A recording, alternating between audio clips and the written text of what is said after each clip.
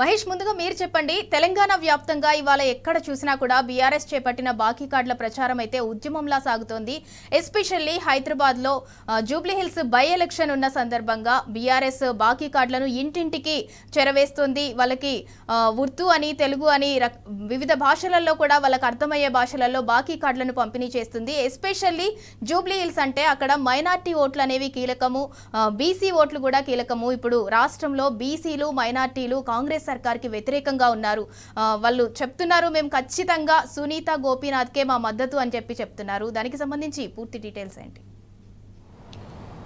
సింధూర, కాంగ్రెస్ పార్టీ ఎన్నికల ముందు 6 గ్యారంటీలు 420 హామీలు చెప్పి అధికారంలోకి వచ్చింది. అధికారంలోకి వచ్చి 22 నెలలు అవుతుంది. తీరా ఏ ఒక్క హామీ కూడా అమలు చేయలేదు. దీన్ని దృష్టిలో పెట్టుకొని బీఆర్ఎస్ వర్కింగ్ ప్రెసిడెంట్ బాకీ కార్డు క్యాంపెయిన్ ప్రారంభించారు. దీన్ని ఆవిష్కరించారు. ప్రజలకు విస్తృతంగా చేరవేయాలని చెప్పించి ఇటు బీఆర్ఎస్ నేతలకు దిశానిర్దేశం చేశారు. దీన్ని బాకీ కార్డుని ఇంటింటికి కూడా గడప గడపకి తీసుకెళ్తున్నాం. ప్రస్తుతం మనం జూబ్లీహిల్స్ బై ఎలక్షన్లో చూసినట్టయితే ప్రతి ఒక్కరు కూడా ఈ బాకీ కార్డుని క్యాంపెయినింగ్లో తీసుకెళ్తున్నారు. వారికి ప్రజలకు విస్తృతంగా ప్రచారం చేస్తున్నారు. 22 నెలలు అవుతుంది. ఏ ఒక్క హామీ కూడా అమలు చేయలేదు. మహిళలకు సంబంధించి నెలకు ఇస్తామన్న 2500 ఇవ్వలేదు. విద్యార్థులకు స్కూటీ ఇవ్వలేదు.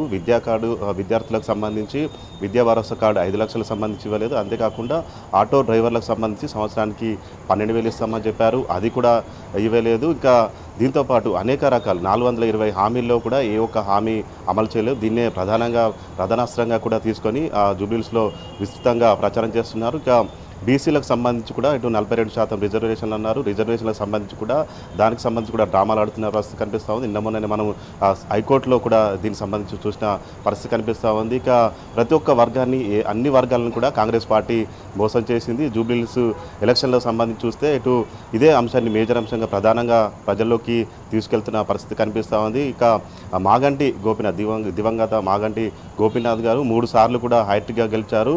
ఇప్పుడు మాగంటి సునీతను అభ్యర్థిగా ప్రకటించారు. ఎప్పటి నుంచి కూడా ప్రజల్లో విస్తృతంగా కూడా ప్రచారం చేస్తూ ఉన్నారు. ప్రజల దగ్గరికి ఇంటింటికి తిరుగుతూ ఈ బాకీ కార్డుని తీసుకెళ్తున్న పరిస్థితి కనిపిస్తుంది.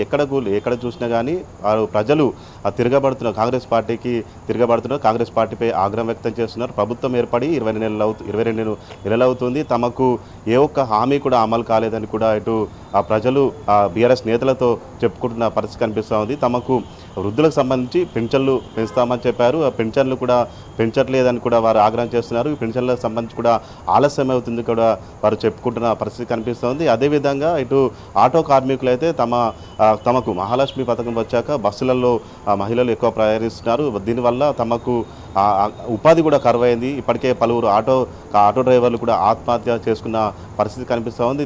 ఇదే విషయం కూడా ఆటో డ్రైవర్లు ఆవేదన వ్యక్తం చేస్తున్న పరిస్థితి కనిపిస్తూ ఉంది. మొత్తంగా జూబ్లీహిల్స్లో మాత్రము బీఆర్ఎస్ పార్టీ మాత్రం కాంగ్రెస్ పార్టీ వైఫల్యాలను బలంగా తీసుకువెళ్తా ఉంది. అంతకుముందు గతంలో చూస్తే గత బీఆర్ఎస్ ప్రభుత్వంలో ఇటు హైదరాబాదులో 24 గంటలు కరెంటు ఉంటుండే. మనం గత సమ్మర్లో చూసినట్టయితే కరెంటు కోతలు తీవ్రంగా వేధించిన పరిస్థితి కనిపిస్తుంది. అంతేకాకుండా గత 10 ఏళ్ల కాలంలో కూడా ఇంటింటికి తాగునీరు సంబంధించి ఎలాంటి ఇబ్బందులు లేకుండే. గత 2 సంవత్సరాలుగా అటు కాంగ్రెస్ ప్రభుత్వం ఏర్పడినప్పటి నుంచి కూడా మంచినీటి ట్యాంకర్లు విస్తృతంగా కొనుగోలు చేయాల్సిన పరిస్థితి నెలకొంది. ఏ ఇంటికి చూసినా, ఏ అపార్ట్మెంట్ చూసినా కానీ మంచినీళ్ళు కొనుగోలు చేసిన వాటర్ ట్యాంకుల ద్వారా నీళ్లు కొనుగోలు చేయాల్సిన పరిస్థితి నెలకొంది. అంతేకాకుండా ఇటు కరెంటు బిల్లుకు సంబంధించి కూడా అటు అటు